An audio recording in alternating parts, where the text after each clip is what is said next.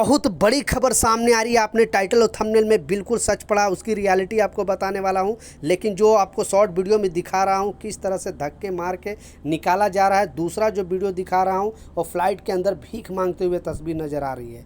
और ये वीडियो आप देखकर समझ गए होंगे हाव भाव से कि आखिर ये बंदा किस देश का है। अभी सोशल मीडिया पर ये दोनों वीडियो को शेयर किया जा रहा है।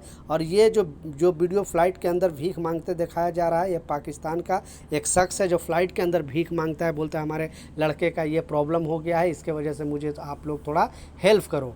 तो ये पूरे दुनिया में ये वीडियो शेयर किया जा रहा है और पाकिस्तान आज बड़ी बड़ी बात करता है। तो आप देख सकते हो किस कदर से लोग फ्लाइट के अंदर भी भीख मांगना स्टार्ट कर दिए हैं।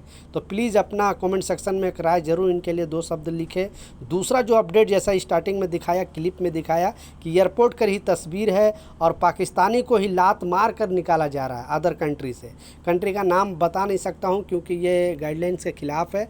इसके लिए मैं आपको जस्ट शॉर्ट वीडियो में दिखाया कि पाकिस्तानियों का कितना बुरा हाल है पूरे दुनिया में। आप खुद देखो और लोग इसे सोशल मीडिया पर शेयर कर रहे हैं। तो इनके लिए भी 2 शब्द ज़रूर नीचे कमेंट सेक्शन में लिखें। लास्ट जो सबसे इम्पोर्टेंट अपडेट है, आपने बिल्कुल सच पढ़ा था टाइटल और थंबनेल में कि भारतीयों को विदेश से आते ही भारतीयों को गिरफ्तार किया जा रहा है। और भारत सरकार इस रुख पर क्लियरली अपडेट जारी करके बता दिया कि अब ऐसे लोगों को छोड़ा ना जाएगा। पहले आप ये अपडेट सुने, पहले ये नियम समझे, उसके बाद एक्चुअली समझ में आएगा। तो आप भी अगर अदर कंट्री से आते हो तो इस चीज़ को लाजिम फॉलो कर लेना, नहीं तो बहुत बड़ी मुसीबत में पड़ सकते हो।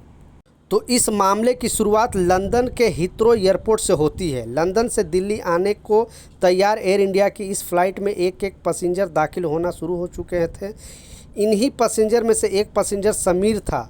अपने सीट के पास पहुंचने के बाद समीर ने देखा कि एक बला सी खूबसूरत युवती उनके ठीक बगल वाली सीट पर बैठी हुई थी। वहीं इस युवती के बगल में अधेड़ उम्र की महिला बैठी हुई थी। दोनों की उम्र और चेहरे के गौर से देखने के बाद समीर ने अंदाज़ा लगा दिया था कि ये दोनों माँ बेटी है। बाद में समीर ने बड़े अदब से युवती से कहा, एक्सक्यूज मी 12HI इस सीट नंबर कुछ बोलता है। युवती मुस्कुराते हुए साइड हटते हुए समीर को उनके विंडो सीट की तरह जाने का इशारा किया। समीर अपनी सीट पर जाकर बैठ गया, लेकिन इसका दिल लगातार हिलोर मार रहा था कि उसे समझ में नहीं आ रहा था कि आखिर युवती से बातचीत कैसे शुरू किया जाए। अब तक फ्लाइट की बोर्डिंग पूरी हो चुकी थी और प्लेन आसमान की ऊंचाइयों की तरफ बढ़ चुका था। कुछ मिनट के इंतज़ार के बाद फ्लाइट के कॉल साइन ऑफ हो गया और जो पायलट ने पैसेंजर को अपने इंटरनेट डिवाइस यूज करने की इजाज़त दे दी। बस यहीं पर समीर के दिमाग एक आइडिया आया और उसने वाईफाई कनेक्शन के बहाने युवती से बातचीत शुरू करने की कोशिश की। किस्मत से बातचीत का सिलसिला आगे बढ़ गया और युवती ने खुद को इंट्रोड्यूस करते हुए अपना नाम सोनम बताया। बातचीत के सिलसिले के बाद समीर ने सोनम को ड्रिंक के लिए ऑफ़र किया, लेकिन सोनम ने यह कहते हुए इनकार कर दिया कि ड्रिंक नहीं लेती है। समीर ने कोल्ड ड्रिंक ऑफ़र की तो जो सोनम ने इस्माइल के साथ गर्दन हाँ हिला दी। इसके बाद समीर फ्लाइट की जो पेट्रो एरिया में गया और वहां से सोनम के लिए एक कोल्ड ड्रिंक लेकर आया। अब तक रात बेहद गहरी हो चुकी थी और फ्लाइट ज़्यादातर पैसेंजर सो चुके थे। इधर समीर ने सिर पर शराब का खुमार छाने लगा। उसकी नज़र नियत खोटी होने लगी थी। शुरुआत वीडियो बनाने से हुई। समीर ने सोनम की एक वीडियो बनाना शुरू कर दिया जिसका सोनम ने भी एतराज़ नहीं किया। इसके बाद उसने वीडियो बनाते हुए गाना और नाचना शुरू कर दिया, जिस पर एयर होस्टल ने एतराज़ करते हुए कहा कि सर सभी पैसेंजर सो रहे हैं, प्लीज़ आप शोर ना करें। इसके बाद समीर खामोश तो हो गया, लेकिन उसकी हरकत शांत नहीं हुई। उसने सोनम को अपनी तरफ खींचना शुरू कर दिया। आँख खुलते ही जागा समीर के अंदर का जानवर। उसने सोनम को एक ईयरफोन दिया और बोला इसे कान में लगाकर सुनो, अच्छे गाना है। उसके सिर पर अपने कंधे रख लिया। उसके बाद वह अपना हाथ सोनम के सिर ले गया और उसके बालों को सहलाने लगा। शायद सोनम इसके लिए तैयार नहीं थी, लेकिन वह समीर को रोक नहीं सकी, लिहाजा समीर की हिम्मत आगे बढ़ गई। उसने सोनम के कंधों पर अपना सर रखा और सो गया। लेकिन यह बात यहीं पर ख़त्म नहीं हुई। कुछ ही देर बाद समीर के आँख फिर खुली। आँख खुलने के साथ उसके भीतर का जानवर भी जाग चुका था।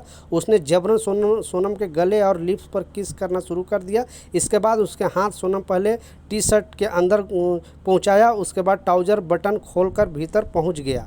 सोनम ने जब समीर के हाथ पकड़ने की कोशिश की तो समीर ने उसके कान में कुछ ऐसे बुदबुदाया जिससे उनके सिर से लेकर पैर तक आग लग गई।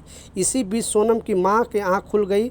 मौके पर फ़ायदा उठाते हुए वह अपनी सीट से उठी और प्लेन की दूसरी सीट पर जाकर बैठ गई। इधर दिल्ली एयरपोर्ट पहुंचने के बाद सोनम की मां यह पूरा प्रकरण पता चल गया। इसके बाद एयरपोर्ट पर भारी हंगामा खड़ा हो गया।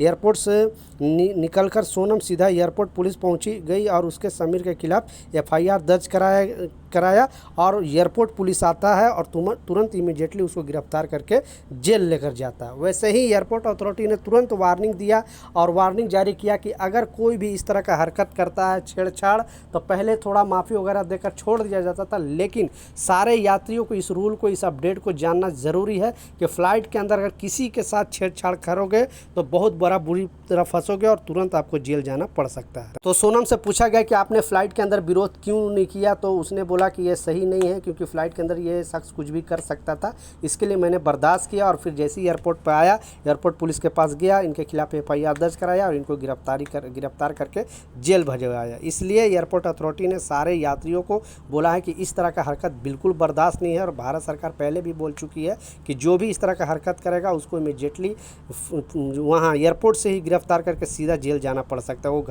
उनको घर भी जाने की ज़रूरत नहीं, वो घर भी नहीं जा पाएंगे, उनका फैमिली इंतज़ार करता रहेगा और उनको जेल जाना पड़ सकता है।